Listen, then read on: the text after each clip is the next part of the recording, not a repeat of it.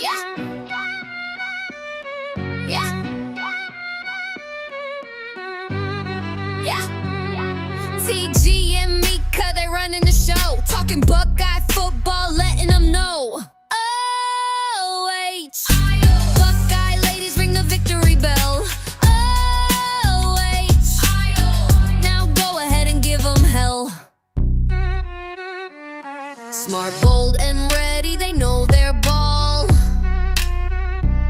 Scarlet and gray pride, they've got it all. OH, Buckeye ladies ring the victory bell. OH, now go ahead and give them hell.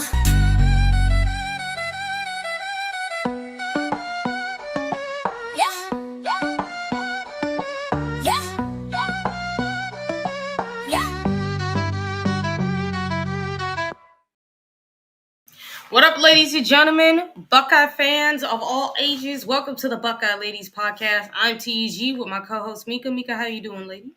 Good. How is everyone tonight? Yeah, now first I do want to make this clear. R.I.P.D. Vader. Sorry to hear, man. Sorry. Yeah. Sorry to hear that, buddy. That's rough. Yeah. Guys, thank you for tuning in. Tyler, the natural, Eric, our man, Vader, as we already shouted out, and obviously, Jim, I know this is you, there and back again. Hey, Jim. Good to see you, buddy. Yeah, it's good to see you guys. Thank you for coming in, checking out our show. We are brought to you. Let me start off this the show by telling you we are brought to you by mybookie.com. Listen, guys, if you guys can survive Thanksgiving with your family, you deserve an easy W. That's where my bookie got you covered. The lock of the season, it's back, baby. This is the bet every bettor talks about because it doesn't miss. A single touchdown is all it takes. You got the Bears, Eagles, Black Friday. You have one trip to the end zone and double your money. It's the simplest bet you will make, and it's the easiest cash of the season. That's why we love my bookie. You get sports books, you get the casino, you get everything in one spot. No apps, no hoops, no nothing. Just hit the site and you're in action. Use the promo code Ohio when you sign up and grab a bonus welcome to start and to get started. Now, lock up, or should I say, load up, lock in, and enjoy the feast at my bookie. You guys are absolutely gonna love it. I promise you. What up, Big John Buck and Mr. Mean Green, aka Andre? Andre, my dude, why you keep changing your thing, man? Everyone knows it's you. Everyone knows it's you. Oh yeah, shout out to obviously Lacey and Sean who I know are watching. And like I said, guys, if you guys enjoy my bookie, go on there and enjoy every single bit of it. You guys are gonna have a good time with it. But we're gonna get down to business with the pretty much with the show. And what we're gonna start with is basically recruiting buzz that we've been having. Did you ever dream we've had this many flips, you guys? The scale of Ohio State recent recruiting flip, is it historic, Mecah? I think it is, and you owe it all to the success on the field and our program and the coaching carousel going on at other programs. I think that's opened a lot of people's eyes to the stability that OSU has to offer with our own program and stuff. And we never have drama like that, and we always try to keep things stable, and we're honest and open with recruits, and we're flipping them like pancakes on a Saturday morning. Oh yeah, and Big John Buck actually put this in the chat about CJ Donaldson getting cleared, and I heard the same thing. Yeah, I Good for heard him. that.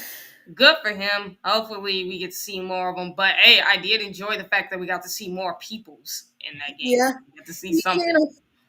channeled his inner Ezekiel Elliott last game Yeah. with that. Yeah. That was awesome. Yeah, that hurdle was ridiculous. But yeah, no, like when I think about the Ohio State flip recruiting, like they flipped recruits before, but the level they're doing it now is historic. And you know what's super funny is like NIL ain't even the biggest factor for it. It's part of it, Yep. but ain't the biggest one. Mika Mean Green is my nickname I was given when I was playing high school football. I don't know why YouTube changed my name back to Mean Green. Okay, that makes sense. Maybe it sensed you were in a mood, Andre. Are you in a mood? Are you in a mean green mood? Oh boy. Uh, why do you think? Now, I think you already talked about why we think recruits are switching to Ohio State and or choosing it. It's because of what we already know. Yeah, the coaching carousel and the stability and the success that we're having on the field and what Ohio State offers in terms of, like I said, stability and just the brotherhood and the product really does speak for itself. I think um, recruits are responding to what they're seeing on the field. They're seeing us take care of business and still being able to have fun doing it. Like they see the other players come out and support younger guys that get to play, and like to use James Peoples as an example, like he doesn't get as much playing time as he probably thought he was going to this year, but they all still look like they're having fun and like the first people to rush out and congratulate him on his touchdowns and stuff for guys like CJ Donaldson and the other running backs, and you can just feel the brotherhood. And I think recruits respond to that too. Yeah, I think that's the biggest reason. Yeah, does NIL might play a factor? In a way, it could because you are going to get some financial stability, but Ohio State makes it clear they're not going to pay you like you deserve to be paid I as a mean, starter. I think they make yeah, that very clear. honestly, NIL does play a factor, but I think it's more of a factor to the proven guys, No, not that's the what I'm talking about. Like in recruiting, as far as I'm concerned, like I don't think it's yeah, the biggest factor. Like it's a factor, but not the biggest factor. Whereas yeah, like for the proving guys, it's the factor. Which when you think about the impact of stat changes, developmental track record, and NIL alignment, it's like that's obviously going to be the biggest reason as to why recruits will come here. And not only that, but it does make me think in a lot of ways. What up, Sean? It does make me Joe. think. It does make me think in a lot of ways about when we talk about the all of that, and then you look at like where college football is in today's day and age, especially with the transfer portal as well. Because when you also think about it, Ohio State did make it known that they can't be in the in the portal like they because they plan to go deep in the playoffs. That's their whole plan. Yeah, So because of that, that's that's why I think we're gonna see a bigger class this year, and from um this year on, we're gonna see Ohio yeah. State take bigger classes with more developmental guys that are willing to stick around and learn the system and stuff. Not to say that the guys we're getting can't play. I think we're getting guys that are willing to stick around and learn the system though, and I think that's gonna pay off. Yeah, I think that's Ohio State's whole plan is we're going to get guys that are going to stick around in the system for years to come because we realize, especially because like we see it, if the transfer portal was put in spring, I don't think you see Ohio State do that much. Yeah, Um, I don't think you would, but because it's in the winter and it's during the playoffs, they have no choice but to do that. So I think they're planning on just getting as many flips and as many guys they can in the 2026 class. Plan to take a lot of players in the 2027 class, same in plus, 28 and forward. plus with the walk on programs being phased out and the scholarship numbers going up, that allows us to do that as well. That factors in And as you know well. what's super funny? I think we could also put some of our like walk on guys on scholarships if we want to. Yeah, and I think we're gonna see that happen more and more because Yeah, I there's some walk on guys that I think really deserve a scholarship. oh, for sure they absolutely do. And if you ask me, it's truthful. I mean, I'm glad to see that too. I honestly hate the walk-ons are going away, but at the same time, it's like they still can have a big story of being someone so far down the depth chart and rising up to become a big time player. I think that could Yeah, be a good story. yeah, that's some of the things I love most about college football was those type of stories. The guys that start out on the bottom and then just rise up and get scholarships and prove themselves. Those make great stories.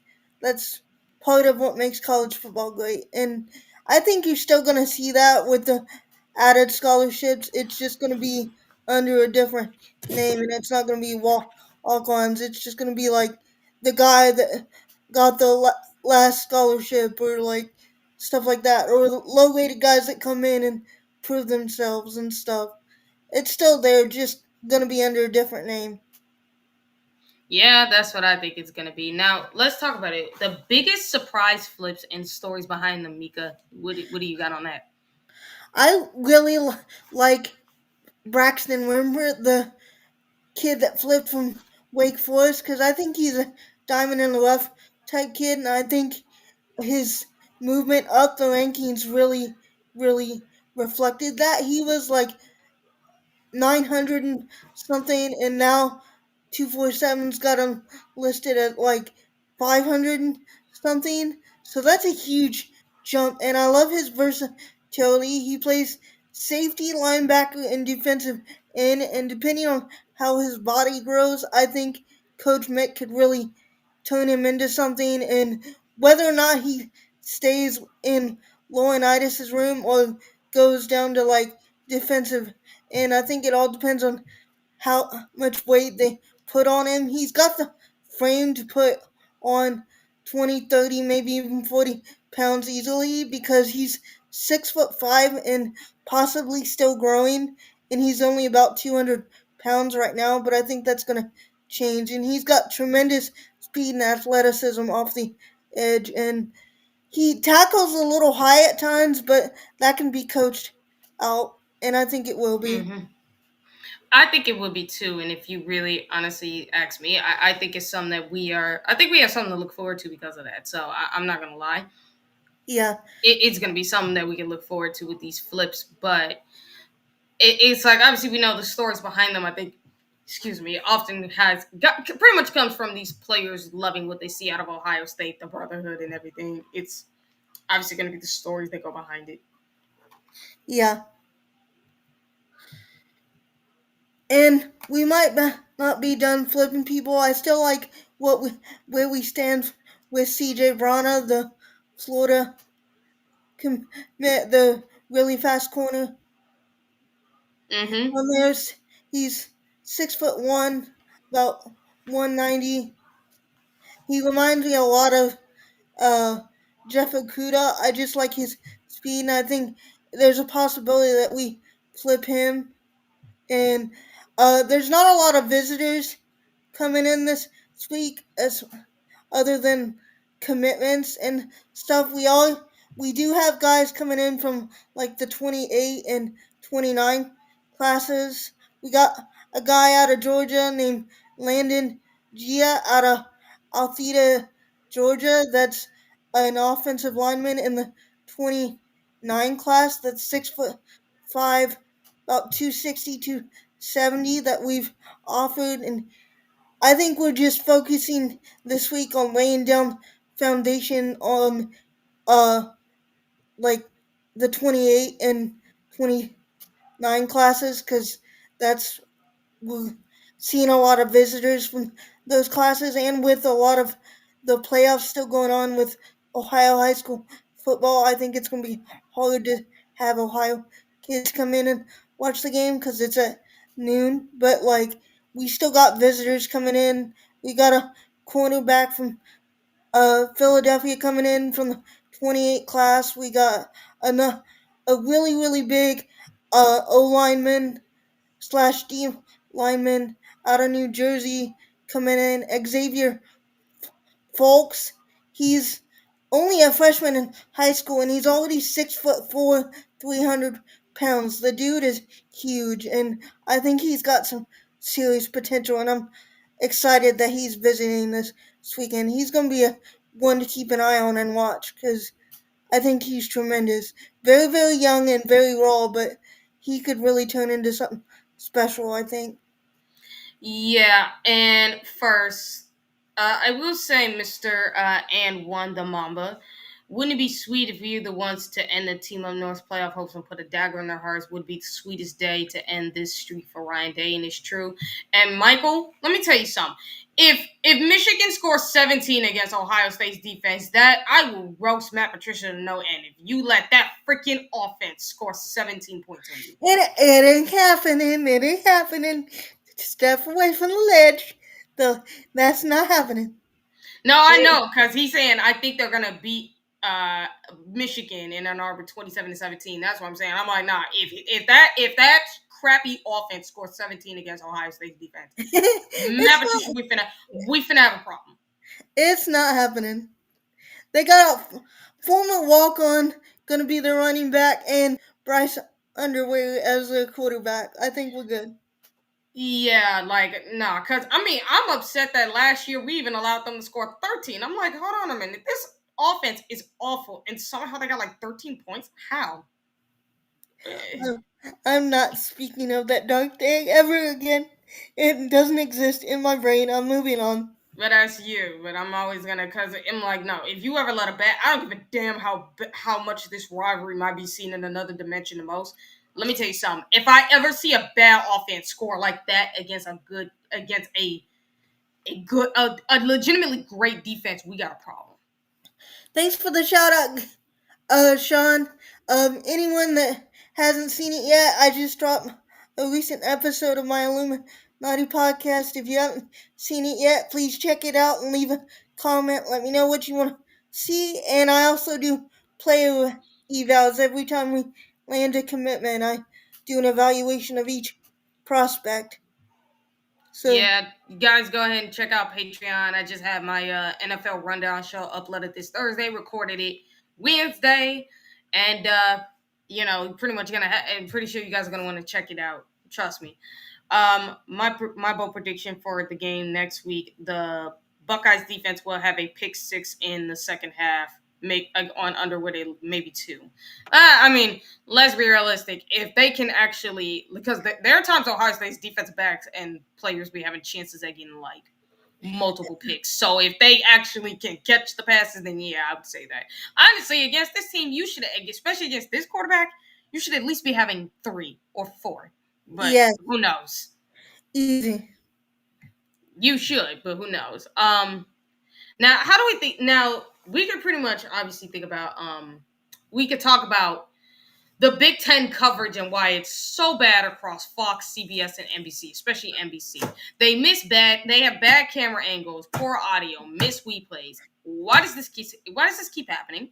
And why is it that despite the fact that everything we know with with ESPN is going on, anybody who hasn't heard any news, ESPN's in a bad spot right now. Yeah. I promise y'all they're in a bad spot right now. But yet somehow, ESPN still has a much more on the television stage where the SEC and the ACC have a much cleaner and more polished camera angles, audio, and replays. Why is it that Fox, CBS, NBC are not matching that? Even though ESPN is losing money hand over fist, so like I don't understand it. I mean, we can't even line up for field goals and get a decent angle on field goals. Like, it's ridiculous. And this last game, like, we spent most of the time looking at, like, Nico in his earrings and his pajamas. Like, I'm like, why are we focused every other series on Nico? Can we stop this, please?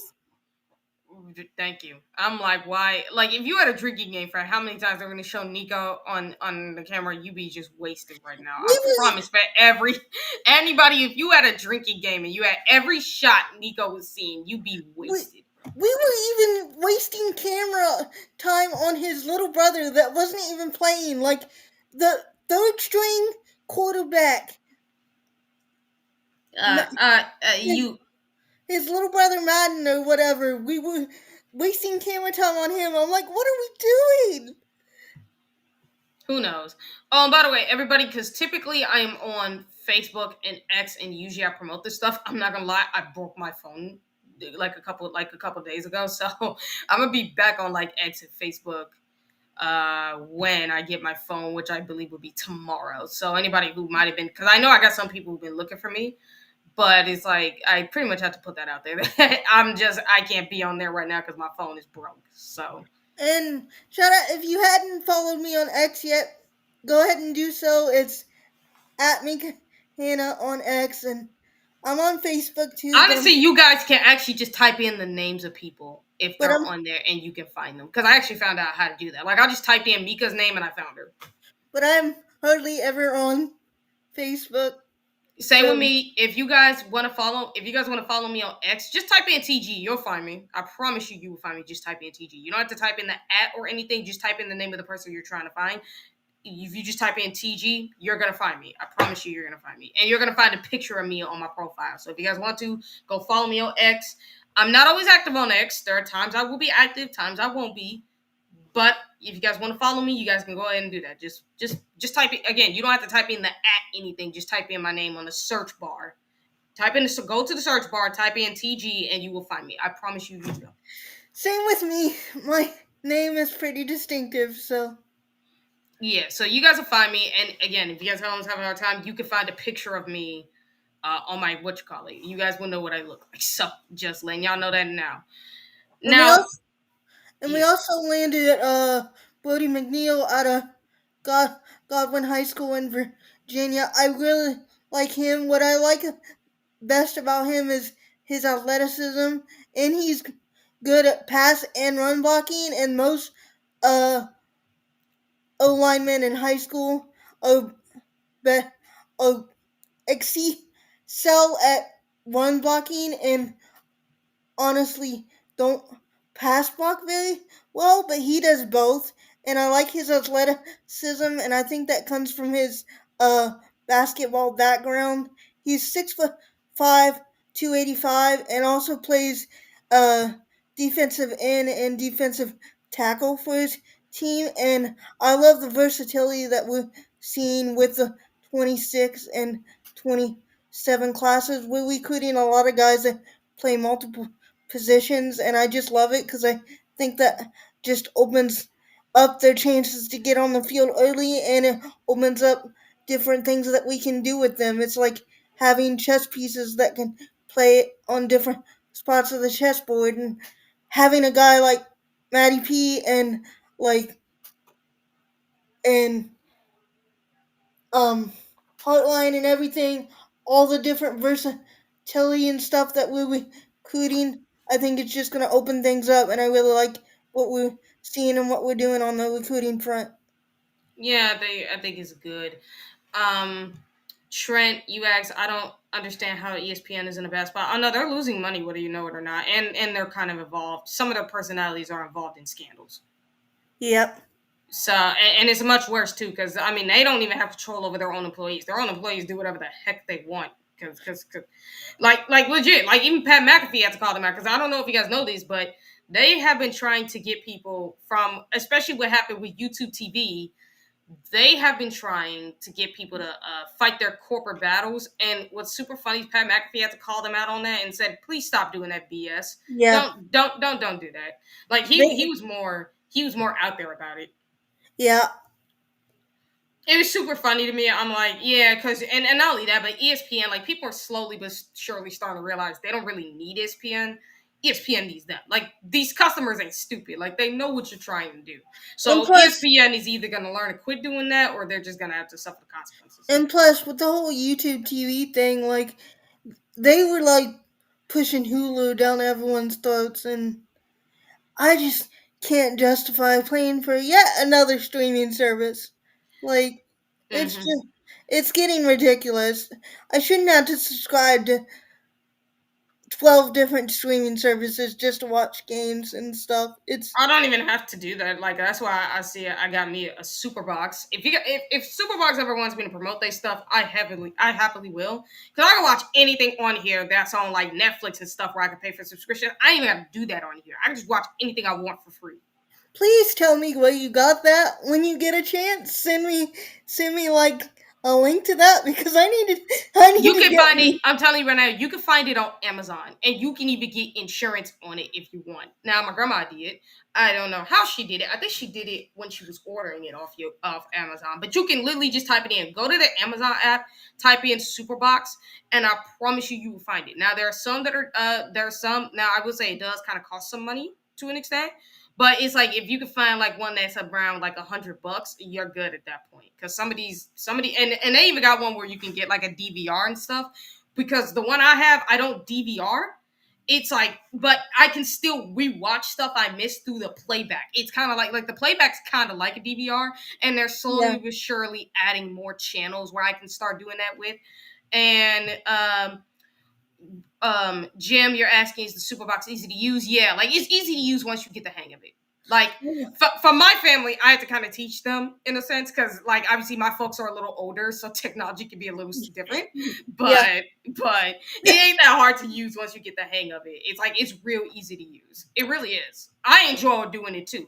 And there are even like, for instance, I still do watch wrestling, like WWE on there, but they have Raw on Netflix, and I had to try to figure out a way of how I can watch Monday Night Raw. And apparently how I can watch Monday Night Raw is if I go to the pay-per-view section where they have like USC's pay-per-views, and I go to event 1 on a Monday night, I can literally just watch it off of that right there. That's one way. And then not only that, you can even watch games on Peacock off that thing. Games on Peacock, you ain't got to pay for no subscription. You can just go and watch it. Or you can watch it on NBC, which they'll have it on there too. Like, you can watch. There's a bunch of things you can do with it. They have Cyberflix. They have Cinema where you can watch a lot of old stuff. They have a backup TV that you can use. So if like the current Blue TV ain't working, you can go to the backup one and you can watch anything. TG, you might want to be careful. They might want to shut that down if they find out about it. Bro, everybody knows about it. It's just that like I don't think they have like commercials about it much. Like I've seen a commercial based on some other thing that you use that's pretty similar to the Superbox and stuff. It's almost like a Fire Stick where you can just plug it into your TV without any issues. Yeah. But this Superbox I love using just because I can watch anything for free and I ain't gotta pay for nothing. Unless I want to, which I don't. Like I said, I get anything free. So that is awesome. I need to look into getting me one. Yeah, trust me. I think you and your family should look into one. I'm planning on getting one here in the living room because if we only got 2 here at my place, my grandma got hers. We were supposed to get my auntie, the one we gave my auntie Barbara, but because she don't use it that much, we were gonna take it from her, but we forgot to grab it. So it is what it is. But I'm telling you guys, you guys would love it. I promise you would love using it. Sponsorship possibilities here. It is. If Superbox wants it, if they want me to, I have no problem supervising that because I enjoy using it all the time.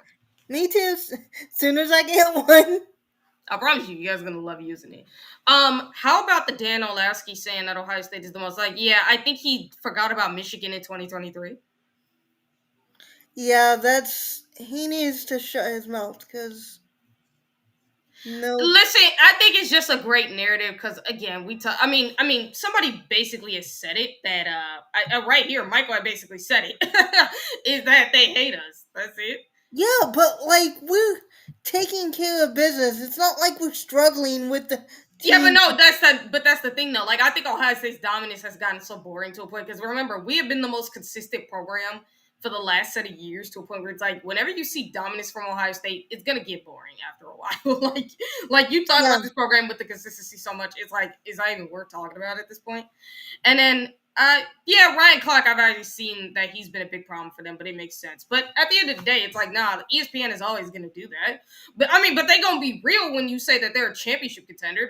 They can't say anything other than that. But the reality is when it comes down to it, Ohio State, you know, they're the best team in the country, and no one can deny that. I mean, you even got, like I said, you got a Matt B. Great, who's an Alabama fan, who's the realist about Ohio State, who says they are undoubtedly the best team in the conference, regardless of how anybody says. The best team in the country, without a doubt. Like Absolutely. Like I said, I've gone off on the most delusional SEC fans in the world, but it's like I said it before, it ain't all the SEC fans. Like you got people like Kangaroo Black, Matt B. Great, Uncle Lou, who are a piano man, who are excellent people, the most reasonable fans of the SEC. There's no doubt about that. It's just we are the best team and the most rounded team on both sides of the ball. So, and not only that, but our special teams is actually starting to pick up finally. Yeah.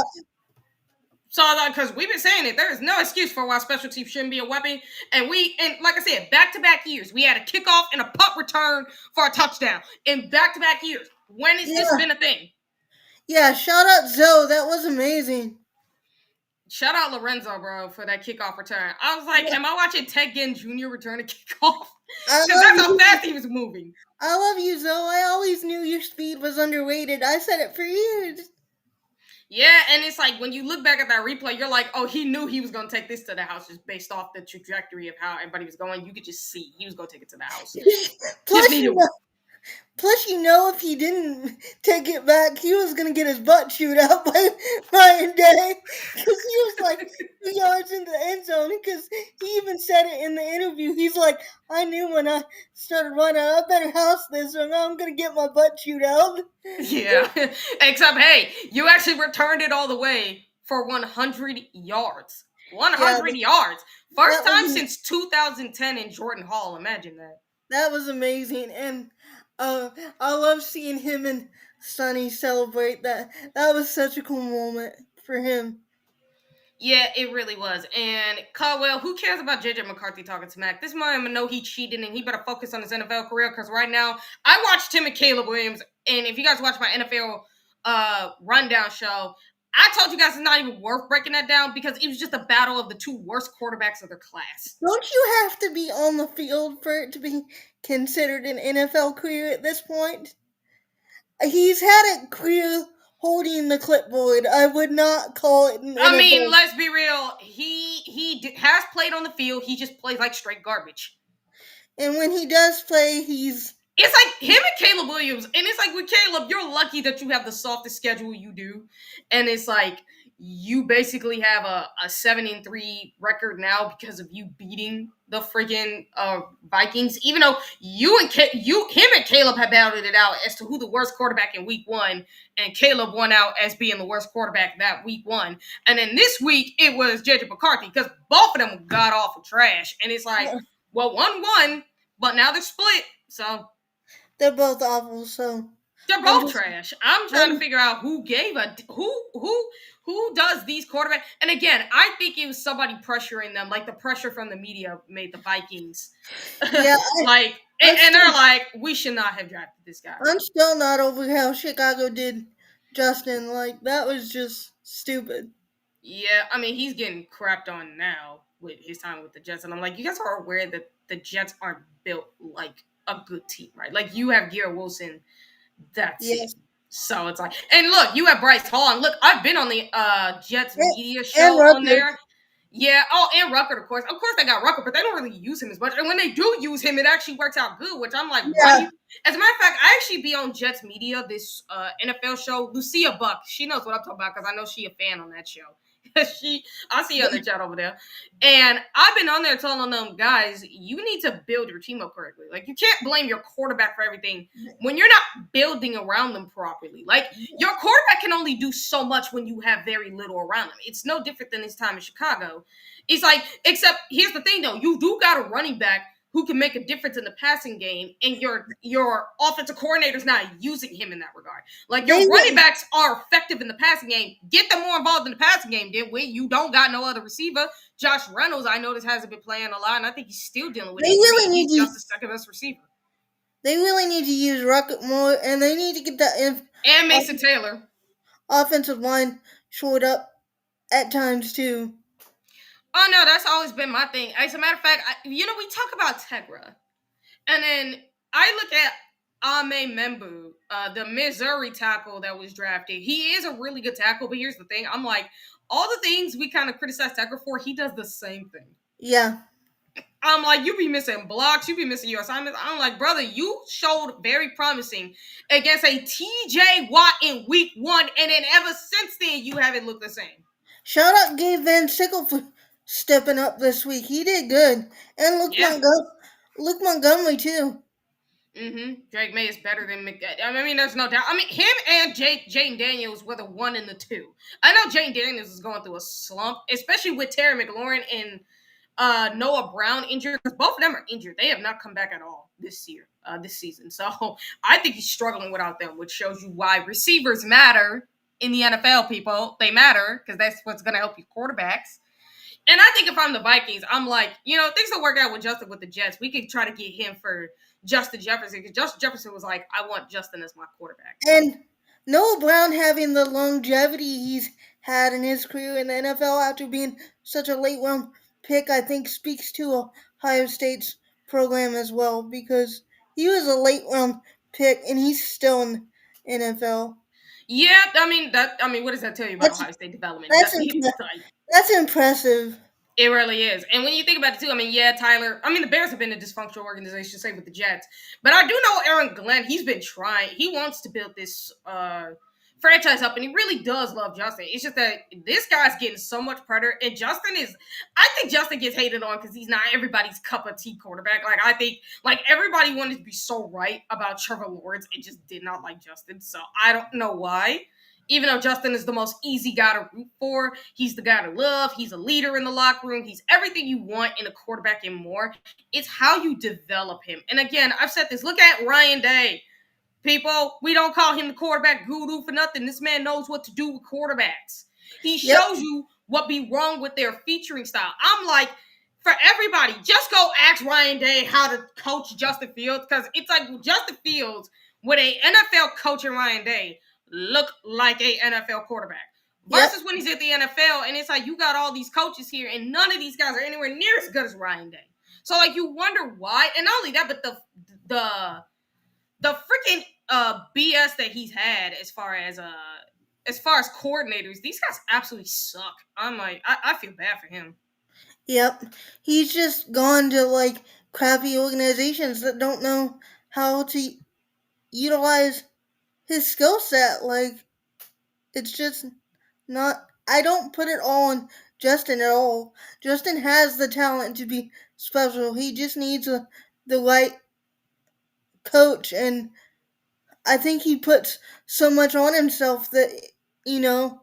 I know people use this cliche all the time, but he just he wants it so bad that he just tries so hard, and I think it's because he's played for organizations that don't have much around him that he pushes himself, and like he doesn't have the coaches around him to develop him, and I think if he Mm-hmm. had that, he would be really, really special.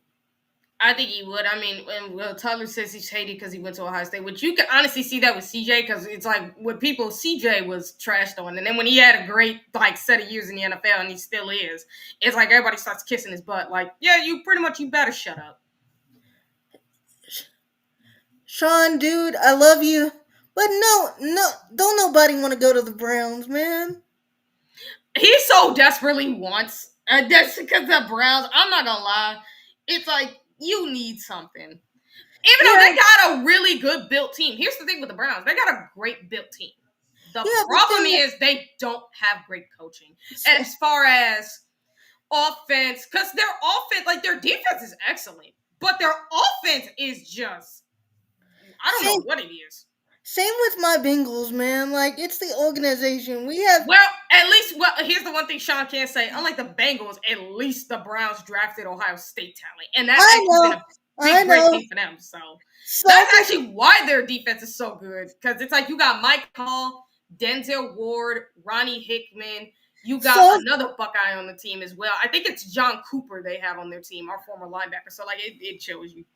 salt in the wound, TG. Salt in the wound. Look, no offense, but it's like with the Bengals, it's like, listen, you want to have a great defense. How about start I, drafting some Ohio State I, talent? You want to have a I'm good offensive line, draft Ohio State offensive linemen like a DeJuan Jones. you're preaching to the choir. I've been saying it for years. Like I could play defensive back better than Dax Hill, and I'm 4'11" and crippled. So like Not that just should him. There's another Michigan that should corner tell you and safety on something. that Like team, which, hey, it's not just them. It's like they got a bunch of Michigan players on that defense. And I'm like, you're yeah, surprised like your defense sucks? Like, have y'all not learned a lesson?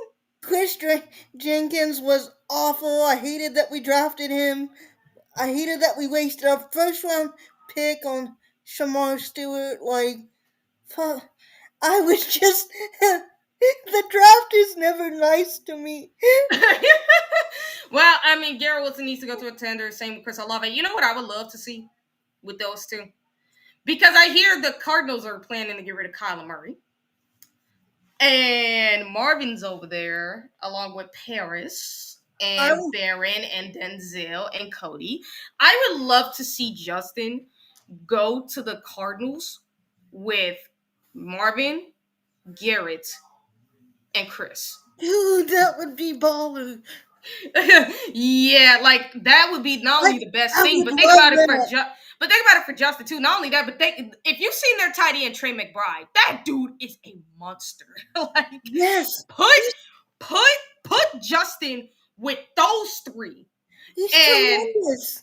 yeah, and it's like you put Justin with those three alone, and then you add a tight end like that. And I would say this: bring Jeremy Ruckert over there, so it's not Justin, because Jeremy Ruckert is a great weapon for Fields, whether people know it or not. It's just that he doesn't get used like it, and he's an excellent blocker. Same with McBride. So if you have that stacked up there, and I know for a fact Garrett had a 5-year contract signed with the Jets, so I don't know if he's going to leave anytime soon. But I know Chris's contract with the Saints is up this year.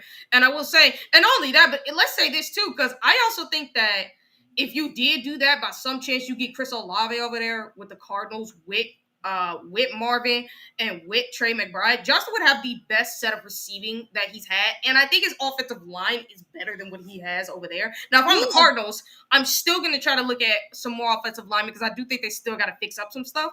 But look at what they built over there. And like the Arizona fans have talked about it. Like they've been begging their team to draft Ohio State players for years. And you see how well it worked out with Denzel because he's been being amazing for them. Yeah. Cody Simon's been amazing for them. I mean, this man had 12 tackles for loss and like 4 tackles in total. And like not 4 tackles in total, but I think 4 assisted tackles with 12 tackles for loss. And he has like a total of how many tackles? Along with a couple of assisted tackles as well. So, like, he's been playing out. He's had some forced fumbles. So, think about it like that. The Cardinals are basically like the NFL version of the Buckeyes. I root for them, too. Like, I root for any team that has, like, Buckeyes. They have a lot of Buckeye players on the team. Like, Josh Fryar is still on that team. And I think he's a third. I think he's a third or second string right tackle, if I'm not mistaken. Shout out him for stepping up and being part of NFL after going undrafted and stuff. Like, you know what I think? You know what's super funny? Yo, Bengals do have Seth McLaughlin, but I wonder if they're ever going to use him. Probably not. Like he got hurt too, so like I don't know if he's still banged up or. No, like he returned to practice beforehand. He had been returned to practice. I just don't know if they're using him. I thought he had another soft tissue injury, like on his ankle or something. I didn't hear anything about that, but I can check later. I thought I read that somewhere. Yeah, I haven't heard much about it, but I could check into it if it does happen again. Because I know if I'm the Arizona Cardinals, I got Josh Fryar, I got Paris Johnson. I'm giving Seth McLaughlin as my center because he was a dude. Yeah, he's a dude. That was the one bright spot for me on the NFL draft. I was like, that was actually the thing I was talking with Jets Media about when I said you guys should think about doing more like that. Get more, like draft more Buckeyes, and your team would be so much better. Because you guys actually had an opportunity to get Burke, to get Ransom, to get Cody Simon, to get a lot of the players, to get Hancock, who's been on the Bills. Now I noticed he's been injured, so I don't think so. He's not playing right now, But if you guys had drafted them, I think your defense would have been so much better than it is now. And not only that, but if you keep Justin and you build around him, you got Garrett Wilson, go get Chris Olave, draft Carnell Tate, and guess what? You got a receiver of 3 right there that you can work with. You keep Breece Hall, and you build it up, and you keep doing that. Your team will be in a much better place. You got to start looking like what the Cardinals are doing, because they've been begging for their team to draft Ohio State players. This is the lesson for every NFL team. You know there are 3 teams that consistently put teams in the NFL. So how about go draft their players on a consistent basis? And guess what? Your team will be so much better when you do that. Mike Tomlin even pointed it out. With Jack Sawyer after he made an interception, he said, that's why I go to Columbus, Ohio. I can find that somewhere on X and try to see if I can put it on the show. Why do you think it hurts my soul when the Bengals draft? Ohio State's right there, and we don't draft their players. And it hurts me. It hurts my heart. It really does. Why do you think people have criticized them for years? It's like, because trust me, every NFL team be looking at the Browns and the Bengals like, y'all got a freaking NFL factory over there. You don't bother to draft that talent. Now the Browns just now came around to it. Now it's the Bengal turn. It's like either y'all gonna start drafting talent out of there, or y'all just gonna keep being crap. A couple years ago, they didn't even send people to watch them do workouts and stuff for the NFL and stuff. I was so mad. I almost threw my remote at the TV. I was very, very angry. Well, until you guys get smart ownership, because the thing is with the Cardinals is they actually do have someone who's connected to Ohio State in their front office, which is practically how they're still doing that, which is why they're so happy. But Hire me! I will do it. I will do it. Don't even have to pay me. I don't even care. I just yeah, so for every NFL team, if you ever think about drafting players, the three schools you should always be looking at: Ohio State, Bama, and Georgia. Even though Bama and Georgia right now are kind of not looking so good, they still consistently put out talent until said otherwise. But if I'm every team, I'm always looking at the schools that put the NFL talent up there consistently, and I look at how they do in the NFL. Because what do we see? Ohio State, Bama, and Georgia players are the most drafted players, and their players as rookies are the most impactful players from day one. yeah, because we run an organization like an NFL organization. People are ready when they get to the NFL from our program. Jeremiah Smith. Yeah, no Yeah, doubt. like if I'm every team, I'm thinking about it. Like Tyler, I don't understand how NFL teams continue to make decisions that make you scratch your head every year, not drafting Ohio State players, but yet they wonder why their teams lose. I mean, Tyler, it's that political nonsense. It's that constant nonsense where it's like they want to be right, and they think that because they think they have so much better coaching, they can get the best out of these players, and then you kind of come to find out you really can't do that. Some of them absolutely suck. They want to pretend like they're all like Bill Belichick's and be drafting kids out of like FCS schools. And here's the thing, though. Like, at least with Bill Belichick, you actually did have a coaching staff that knew how to use these guys. Yes, like Matt Patricia, a freaking Josh McDaniels, a Bill O'Brien. Like, yeah, you had coaches like that knew what they were doing. These NFL teams, y'all ain't got coaches like that. Most of y'all don't anyway. Like the Chiefs do, like with Andy Reid, what he can do on offense and what they can do on defense with their current, or what the Eagles have with their current defensive coordinator in Victor Sum. I know he's a legendary D coordinator. He's one of the best. That's what I'm saying. Like if you got them kind of coaches, yeah, that works. But if you don't, then don't. Not every organization can be that though, and I think all of them want to pretend like they have that, and they just don't. That's the unfortunate part about it, and why a lot of these NFL teams suck. And that's why I said it too, because some of them really do believe that what they're looking at is their own guys, and I'm like, listen here, like I say with the Bears, you like with Ryan Poles, you're looking at Caleb Williams, and you're like, what about this guy told you he Patrick Mahomes because he does backyard nonsense? Like, are you aware that Patrick Mahomes can actually stand in the pocket and throw the ball? And here's the thing, I don't hear none of these Caleb Williams fanboys tell me, oh well, it's showing me compilations. Like, show me an entire game that this mother effer can stand in the pocket and throw the ball. Show me a whole game. They can't because it doesn't exist. It don't. It really don't. Yeah.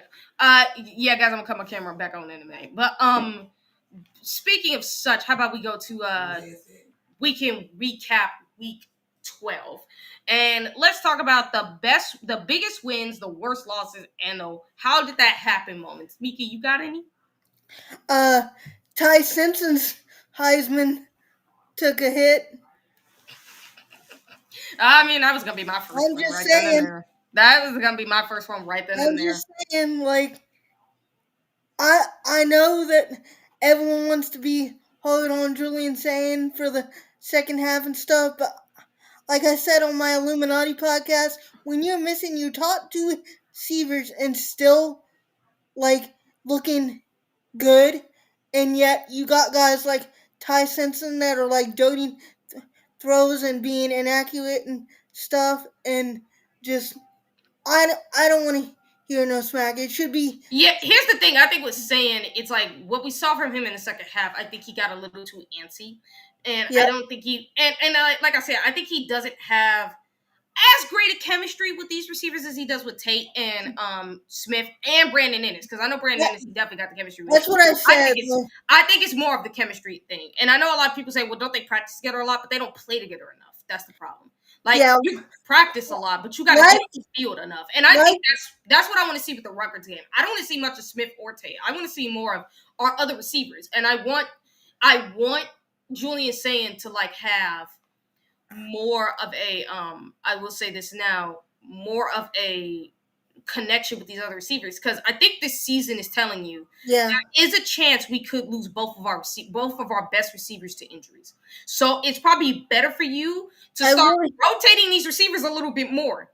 I really think you're gonna see a lot more of a rotation from here on, and gonna see like young guys be circled in, like um Mylan Graham and Bryson Rogers, and they did step up and stuff in big moments. And I just think people don't really understand that there's a difference between practice reps and live game reps, and it just takes time to build in-game chemistry with guys, and it'll come.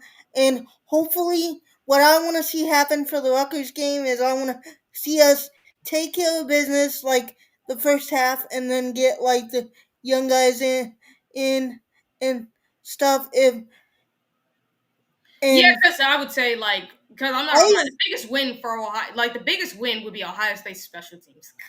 I just I just want to be I just want us to get out of there without any more injuries and stuff. Oh yeah. I don't even care if JJ and Tate play. Like if they want to get 1 or 2 series and stuff in, that's fine. But like I don't want to risk it because I want them ready for uh the next game, of course, and for the playoff run. And I honestly don't think we need them, and I don't think anyone else really thinks we need them either to beat Rutgers. Because Yeah, we don't. Because, and again, I think the biggest wins, kind of moments of Week 12, again, was Ohio State special teams. Because the fact that we're seeing our special teams start to step up, I'm like, if our special teams can keep this up and we can actually, like, freaking Jaden Fielding, give that man his claps, because he's been kicking it down the middle. Like, you're not looking at him. Like, he's been doing really well. I don't want to jinx him or anything, but I want to shout him out. And then we have a kickoff return for a touchdown. And we always had a punt return for a touchdown, and Brandon Ennis breaks that one guy. But the fact that we're starting to take special teams a little bit more seriously, and we're starting to see special teams improve, is a positive and a big win. And the chest block by Caden Curry, that was cool to watch too. You know, what's super funny is he was blocking a lot of punts last year, and that was awesome. Even he was surprised by it. He was like, "Oh crap, that just happened." Yeah, Day 1K, like, the game matters in its own stratosphere. Now, is that on the same level as the national title? No, never will be. But it's in its own stratosphere where, for pride, we have to win this game. Because we want to shut them up. Because think about it for Ohio State. If we beat them this year, cost them the chance to miss the playoffs, and then we win the Big Ten championship, and then we go on a run and we win the Natty, we go back to back, we could talk as much. Even if we didn't do that, we still would talk as much ish today if we went back to back. But it would be so much sweeter if we beat them. Now, again, I want to see if Ohio State got out of their own way first. We need to take care of business, and I think we're focused on that, and I think we will. Like, it's about getting out of their own way. That's what they need to do. And as long as we get out of Rutgers without any more injuries, I'm cool. Like, yeah, facts. This is the perfect setup for us to destroy their season, and it is. Like, if you're Ryan Day, because I said it before, guys. When people say we lost last year, it's not because Michigan beat us. It's because we beat ourselves. Yes. Like, let's again, it's not like they did anything. Like, people, we lost that game because of us. They didn't do anything. We should have won that game, period. We were the better team, and we should have won that game. But let's be realistic. That loss played its role because we needed it in order for Ryan Day to get out of his own way. It was the catalyst. It was a catalyst to start our dynasty. To basically say, we have nothing more to lose. Let's play for each other and put it all out on the field. Go out and prove that we're a national championship team, and we did. And not only that, but I expect the defense to force more punts this time. Yep, absolutely. Punts, I expect that. Matty P's gonna be in his bag. Look, if there's one game you can actually use to play man coverage and zone, it's this game, because their receivers really aren't that good. Now, you do got that speedster receiver they have, but because we have players that can actually match him on his speed, I ain't as worried about it. It's like, if all you have is speed, He's a speedster, but his hands aren't that good. So like, Yeah, that's the other thing. Is like his hands I'm aren't good at not. all. And let me say this to our defensive backs: I bet not see no freaking grabbing. I mean, they got a decent tight end, but they always have a decent tight end, and we got longer corners and athletic linebackers that could shut him down. I think so. I Yeah, think we're good. yeah, that's the thing. So for Michigan, is always going to be okay. How are you going to defend this? How is your offense going to do? But then for this offense, like the defense, as much as we can't say it was a problem last year, they also did do their job holding them down. Again, I will not give them. Again, I will not like no punts in that game, and you still allowed them to get somewhere close to the red zone when you shouldn't have. So that in and of itself is a problem. But the offense had a chance to like really beat the tar out of that defense. And again, USC and Oklahoma gave you the blueprint. Run up the damn scoreboard. Don't play their game. Run up the damn scoreboard. I mean, and like Dante Moore at Oregon had like a good game and stuff, but like to be honest, no team really scares me this year. I think the only team that can beat us this year is us. Like Texas Tech, I think has the best The chance best shot. if we get matched up with them. But like I I truly think like we can handle what they have if it comes to it. So really, the only team that really scares me and that can beat us is us. I know it's a cliche, but that's honestly how I feel, and I think anyone that watches these games can see it as well. Oh, for sure. And you're right about now. You're right about Gex Siriano. Like he does some tricky stuff on specialties. But when we're talking about the postseason as well, let me say this: I did see the rankings, and it's like what's super funny that if we actually had the if that playoff started today, we would either be facing. There's a chance that we could beat 3 SEC teams in the postseason: Yeah. Oklahoma, Georgia, either Alabama or Texas A&M. One of them two. I'm gonna be really honest with you. I don't know how Texas A&M came out of that one game after being like 30 points down like that. If I am the South Carolina defense, that's just how do you allow that to happen? You know what's super funny is I think this may give us a better shot at getting Dylan Stewart. I, Yeah. I, I think that might give Ohio State a better shot because I'm like, hey He Dylan, do you want to keep being over there with these losers, or do you want to come here and learn from the greatest defensive line coach and win championships? needs to get out of there because they're just wasting And his guess what? You're gonna get paid because you have been talent. one of the best defensive linemen. It's actually pretty truthful.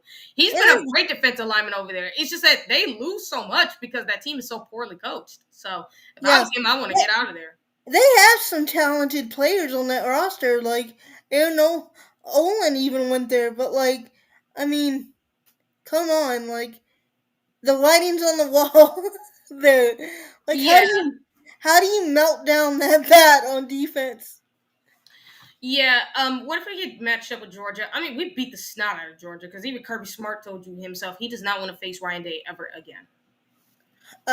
Yeah, Gunnar Stockton is much improved in everything, but like he's not on Julian Tane's level, and their wide receivers are still not on all wide receivers Dude, level. they still drop passes. Like, let's be real. Like, yeah, you beat the snot out of Texas. Great. Like that's actually what you should be doing. But the Yeah, reality is, though, your receivers are absolute trash compared to I what don't, like they I don't, drop everything, and you I don't don't, have a great tight end anymore. I don't want to hear Texas is back ever again. I Yeah, I don't think know, I'm gonna hear it. And, I and know, again, not only that, but Georgia's defense ain't as good as it once was. Like this I, defense is falling off. I know I'm gonna hear it every year because they say it every year. Texas is back. Texas is back. But you think they get tired of saying it because it's never true. It's it's never true. Honestly, when you think about it, though, how did that moment type of happen was indeed the shank punt into Caden Curry's chest. But not only that, but it was like it's also like some stuff that happened with the South Carolina Texas A&M game, as well as the Alabama game, where you see Marcel and Ty Simpson throwing interceptions. You're like, how did you do that? What was that? Well, the thing with Marcel is like I don't. I think he has trouble sitting back in the pocket because he's a shorter quarterback. So when you keep him contained, he struggles. which that tells you why you need a tall quarterback. Unless, like, and Not, here's the funny thing: like Julius Say don't even struggle. He ain't even that tall. not that you can't be successful as a shorter quarterback, but I think when you're dealing with like a defense with big guys like Dylan Stewart coming off the edge, like it messes with the shorter guys because like when you keep them contained and they can't get loose and can't seal the guys, it just makes it harder on them. And I mean, he's a tremendous player, don't get me wrong, but like that's just one of the drawbacks of having a shorter quarterback. Yeah, that's always going to be a big drawback. And when you think about it too, how do you think any of these games impacted? Have any impacts on Ohio State's path? I mean, I as long as we focus on what we need to focus on and keep keep our goals ahead of us, like I don't see any problems. Like Indiana's gonna be like a great matchup for us and everything, but like I don't think that they have the depth that we do, and I think once you get past the first first initial level of talent, I think we're deeper than they are. So I Oh think no, we definitely are. That ain't a question. I think when it comes down to it, as long as we stay focused and everything, I don't think anything can stop us. Yeah, I think so too. And not only that, but I will say one of the bigger alerts was one of the biggest alerts from Week 12 was James Franklin getting hired to Virginia Tech. But Yeah, if you guys caught me in the Patreon and on X and Facebook, I already have reported that earlier that James Franklin has signed. It just now became official that he signed with Virginia Tech. yeah, So it's just now becoming official. So and he's already recruiting for them too, and that's I think it's a good fit. I honestly do. it is. And let's be real, it's better for him because guess what? You're in the weak ass ACC. So what that tell you? Yep. So at least you got something to work with there. And then what do you think Week 12 has taught us about the contenders and the pretenders? Because I think what it taught us about the pretenders is we know who you really are. And anybody who ever said that you were a contender, like, oh my God, everybody who's whooping up about Texas and whooping up about some of these other teams, whooping up about Miami, like you pretty much find out like a lot of these teams really are absolute trash. And the real contenders actually know how to look dominant. Well, to be honest, I didn't really think that a lot of the ones that everyone was all hyping up was really going to be contenders anyway. Like Texas was down after we beat them. Miami's showed us who they are. Like it's just everything gets proven on the field, and I know that people get sucked into the off-season hype and stuff, but it always has a way of sorting itself out, and it does. Yeah, I think it just told us don't believe everything you see. Because guess what? Ohio State, Michigan, yes, they managed to have. If you actually knew, because we've seen this with Penn State, people thought that they would win a championship by doing what Ohio State, Michigan did. But if you actually paid attention to what Ohio State, Michigan did, well, first, Michigan obviously cheated, but they also not only brought back talent, but they filled in gaps in their team. Same with Ohio State. They used the portal and recruiting. If you don't do that, it doesn't matter how much talent you bring back. If you're not Yeah, filling, it doesn't matter. that's a lot of what bit Clemson in the butt, like their inability to adjust and change to the new college football landscape, and Dabo's stubbornness and sheer stupidity when it comes to, just he didn't. He told Dre Quinn basically he couldn't take visits, and then you lose Dre Quinn, and your losses are game, dude. You gotta adjust to the way college football is now, and if you can't, you're gonna face the consequences. Yeah, no doubt. Okay, so before we're about to end off the show shooting people, but here's what I will say. I want everybody to put in the comments section. You can put it in the chat, but I advise you put it in the comment section after this video ends. What is your prediction of the scoreboard of Rutgers versus Ohio State? Mika, what's yours? I think I had I can't remember what I had. Uh 45 to 6, and by 6 I mean 2 field goals. Obviously. If I had to pick, I will say 42-6. That'd be mine. And everybody else, you can put it in the chat, or like I said, you could, or I would rather you guys actually put it in the comment section when the video ends, because it's like it Yeah. actually be a lot more fun to like read off what you guys think, and it actually be able to allow us to have it documented, so that way when Eric is doing the thing, he can actually just see your numbers. It'd be better. I do think that Lincoln Keyholtz is gonna have one passing and one rushing touchdown this game. Okay, I can see it though. Andre, I see you got 45-6. Okay. Copycat. Hey, let me do yourself a favor. Make sure you put that in the comment section as well when this. Tyler, Same dude. with Tyler. Now Both you y'all have to- do it. now you- Everybody do it. Every single last one of you who put it in the comment section, who put it in the chat here, put it in the comment section when this video ends, so that way Eric can just diagnose it when it's all done. Tyler, dude, now you're just trolling. Y'all copying me. I would say, all right. So before we have any closing thoughts about the final takeaways of recruiting, the Big Ten coverage in Week 12, you got any final thoughts on any of those, Mecah? I don't think we're done flipping, guys. Like I said, I think we're in a good spot for CJ Bronner, and I think there's a chance that we push this class up to 30 or maybe more with like transfer portal gets and stuff. And I'm still not sure we're out on like Chaz Coleman becoming a Buckeye as well. So like All right. that's Yeah. an option too. And like I said, I think you're gonna see recruiting classes be bigger from this class on, just because of like the playoffs and just due to roster retention, you got to bring in bigger classes. So Yeah. So yeah, no, I don't got any final thoughts other than everything I already said my piece. Other than I can't wait to see how the season ends. So thank you, Buckeye Nation, for tuning in. Make sure you guys like, share, subscribe to this video. Hey guys, check out our merch. I think we just got Buckeye Ladies merch on the merch store, and Oh, good. I think we do, if I remember right. And If he put up some, then I'll see if he put up some of my things. If he hasn't yet, we'll see.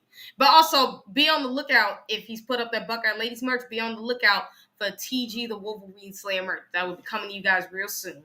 but I don't know if you're in the chat, but if you are, get my contact information from Eric, and we can talk about stuff. So Yeah, so guys, thank you. And again, the good thing is I will be getting my phone tomorrow, so this way I can get back on X and everybody. And like I said, you guys can follow us on X. You can follow myself and Mecah. Just type in our names. You guys will find us easily. Follow the Ojao podcast on X, Twitch, Facebook, and YouTube. check out the latest episode of the Illuminati podcast. Let me know what you want to see. Let me know what you think.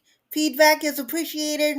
I want to do the best that I can for you guys, so let me know what you and want guys, like I said, and guys, not only to that, can improve on. And guys, not only that, check out Buckeye Vader's latest blog. He put up a great blog. You guys should check it out and enjoy it, as well as the latest breakdown of recruits that was done by Eric and Chris. And make sure you guys check out the latest episode of the TG NFL Rundown Show. I promise you guys are gonna love absolutely. So make sure you guys go to our Patreon. You guys can become a free member, or you can get $5. A $5 member or a $20 member. And if you're a $5 member, you get a little bit more for which you get some more stuff, is what I will say. You get to become part of more of our chat room, our community and our chat rooms. And you guys are going to enjoy it. That's a promise. You guys would love it. I promise you will love the community. And before we go, we need to remind people, if we get to 200 Patreon subscribers, Buck Vader's going to drop his big exclusive, and trust me, you don't want to miss it. You really don't. You guys, trust me, I'm excited. I want to see it. So, guys, help us get to 200 Patreon members so Buckeye Vader can drop the biggest blog ever, the biggest scoop of your life. And again, you guys make sure you guys like, share, and subscribe on YouTube. Help us we're actually close to about 5,000 followers, 5,000 subscribers. Actually, we're close. So help us get Yeah, to that. guys, my birthday's in April. What I want for my birthday is 5,000 subscribers. You have till April 19th to make that happen. Let's do it, Buckeye Nation. Yep, that's our new goal. Let's get some more subscribers. And not only that, but like we said, check out the merch store. Make sure you guys enjoy everything about the OHL podcast. And we'll be sure to tune you guys in and follow up whenever you guys want to. And not only that, but if you guys ever want to, listen to the audio version of it as well. Promise you guys are going to enjoy everything about the OHL podcast community. We have an awesome community with awesome shows.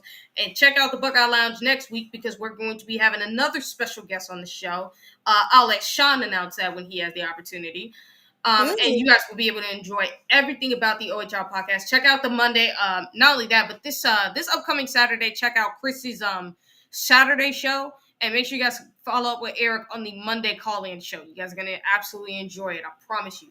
Yeah, those are always a great time. So yep, you guys are going to absolutely love it. So, again, make sure you guys tune in for the next episode because obviously next week's episode for myself, the Buckeye Ladies, we'll be recapping all of week 13.